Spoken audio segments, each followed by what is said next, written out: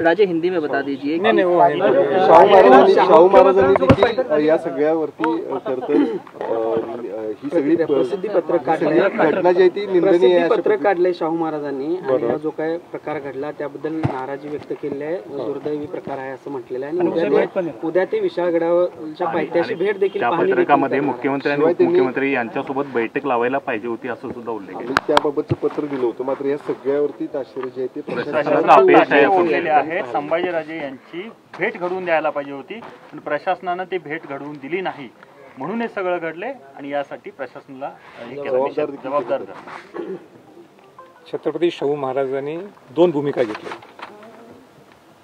एक भूमिका ते खासदार म्हणून सुद्धा घेत होते, खासदार म्हणून घेत होते आणि एक भूमिका वडील म्हणून घेत होते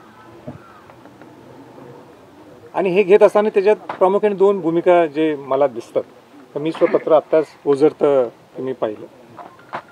त्यातली पहिली भूमिका ही आहे की त्यांनी जिल्हाधिकाऱ्यांना आणि जिल्हा पोलीस प्रमुखांना सांगितलं होतं की छत्रपती संभाजींची मीटिंग ही आपण मुख्यमंत्र्यांच्या बरोबर उपमुख्यमंत्र्यांच्या बरोबर ही मीटिंग लावावी। हे बरोबर आहे, हे काही चुकीचं नाही, कारण का त्या चर्चेत मी सुद्धा होतो, फोनवर आमची चर्चा झाली। मगाशी मी प्रेस कॉन्फरन्समध्ये सुद्धा म्हटलं की प्रोटोकॉलनी थोड्या गोष्टी मला बोलता येत नाहीत, त्यांच्याकडून आलंय म्हणून मी आता स्पष्टीकरण द्यायला मला काय हरकत नाही।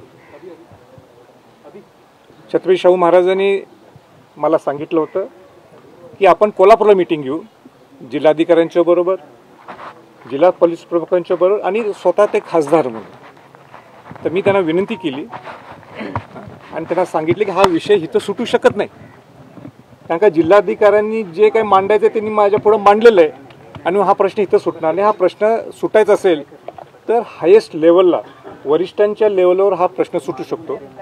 मग त्यांनीच मला विचारलं की मुख्यमंत्र्यांच्या समोर चालेल का सोडवायला, तर मी त्यांना म्हटलं की मुख्यमंत्री नुसते चालणार नाहीत, मुख्यमंत्र्यांच्या बरोबर उपमुख्यमंत्री, कारण का ते गृहमंत्री आहेत, ते सुद्धा तिथं पाहिजे। आणि असंच ठरलं होतं की ते मला बोलवतील आणि चर्चा होईल, पण ती चर्चा झालेली नाही, हे स्पष्टपणाने मला आपल्याला सांगायचं आहे। मला चर्चेला बोलवलं गेलं नाही आणि म्हणून ती मुंबईत ती मीटिंग झाली नाही। हे छत्रपती शाहू महाराजांनी जे ताशेरे उडवले आहेत एकदम बरोबर आहेत, 1% सुद्धा चुकीचं काही नाही। दुसरा मुद्दा त्यांनी सांगितलं की छत्रपती संभाजीराजे हे आक्रमक होते आणि आक्रमक असताना जे काय तिथं घडलं त्याचं मी समर्थन करत नाही, किंबहुना मी निषेध करतो असं सुद्धा काहीतरी म्हटलं असं मला वाटतंय। तर मला आपल्याला सांगायचं आहे की ते माझे वडील आहेत, ते कोल्हापूरचे खासदार आहेत आणि ते महाराज आहेत आणि म्हणून महाराज हे सर्वांचे आहेत, हे माझे आहेत, कोल्हापूरचे आहेत आणि महाराष्ट्राचे आहेत आणि म्हणून महाराजांच्या नात्याने त्यांनी आपली भूमिका मांडली, ही ती भूमिका मी मनापासून ते स्वीकारतो। पण हे स्वीकारत असताना सुद्धा मला त्यांना विनंती करायची आहे, विनंती ही करायची आहे की माझी भूमिका काय होती खासदार म्हणून त्यांनी एकदा जिल्हाधिकाऱ्यांना आणि जिल्हा पोलीस प्रमुखांना विचारावे, मला आनंद वाटेल। दुसरा मुद्दा आणि तिसरा मुद्दा, मी आक्रमक होतो आणि मला काहीच वाईट वाटत नाही, मी आक्रमक होतो काहीच वाटत नाही, कारण का मी आक्रमक कशासाठी होतो, माझ्या स्वार्थासाठी मी आक्रमक होतो। ह्या विशाळगडाला, विशाळगड किल्ला हा या विशाळगड किल्ल्याने शिवाजी महाराजांचं रक्षण केलं, या विशाळगड किल्ल्याने शिवाजी महाराजांचं संरक्षण केलं होतं, या विशाळगड किल्ल्याने स्वराज्याचं रक्षण केलं होतं। या विशाळगड किल्ल्यावर शिवाजी महाराज, छत्रपती संभाजी महाराज, छत्रपती राजाराम महाराज, ताराबाई राणीसाहेब यांचं वास्तव्य होतं। याच विशाळगड किल्ल्यावर शिवाजी महाराजांचे नातू, ताराराणींचे पुत्र, करवीर संस्थापिकांचे पुत्र शिवाजीराजे पहिले करवीरचे, त्यांचा राज्याभिषेक सोहळा तिथं झाला होता। अनेक राजधानीमध्ये विशाळगड ही एक राजधानी होती आणि या विशाळगडसाठी मी जर आक्रमकपणा मी जर घेतला असेल तर मला गर्व आहे। भाजपचे आमदार नितेश राणे याला जातीय रंग देण्याचा प्रयत्न करताय या संदर्भात ते मी ऐकलं नाही ते काही बोललेत आणि माझी विनंती आहे त्यांना, तुम्ही जातीय हे करू नका. ही कोल्हापूर आहे आणि कोल्हापूर ही शाहू महाराजांची भूमी आहे. या शाहू महाराजांच्या भूमीत सगळ्या बहुजन समाजातल्या लोकांना आपण न्याय देतो आणि जे काही घडलं असेल त्याला मी सुद्धा समर्थन करत नाही. पण हे का घडलं, या सरकारने काय अनेक गोष्टी केल्या नाहीत ह्याचं चिंतन सरकारने करायला पाहिजे, ह्याचं चिंतन प्रशासनाने करायला पाहिजे. आणि मग जबाबदार हे प्रशासन आहे, सरकार आहे, काय संभाजी छत्रपती आहे, काय शिवभक्त आहेत, हे सगळे ठरवा.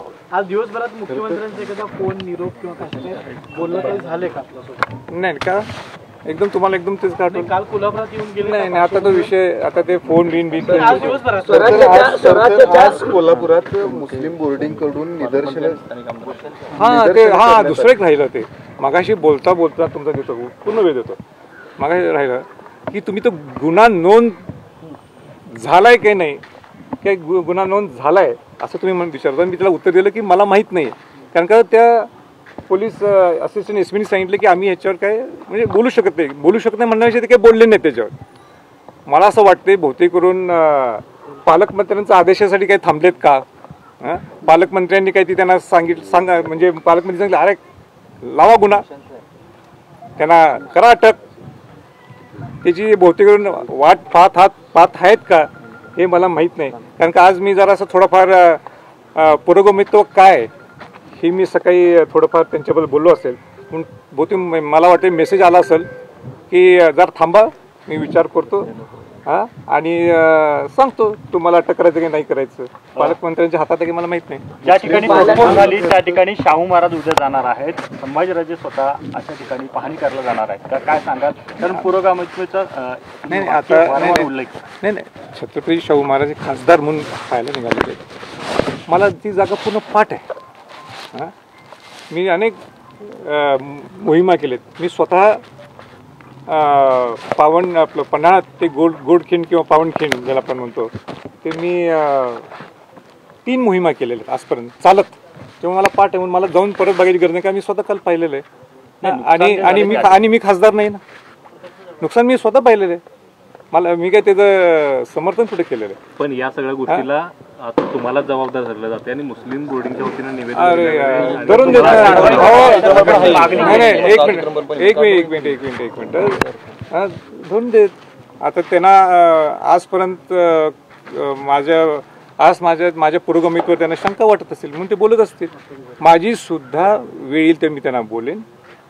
मग तो आतंकवादी जो तिथं राहिला, काय नाव त्याचं, यासिन भटकर, तो राहिला त्याच्यावर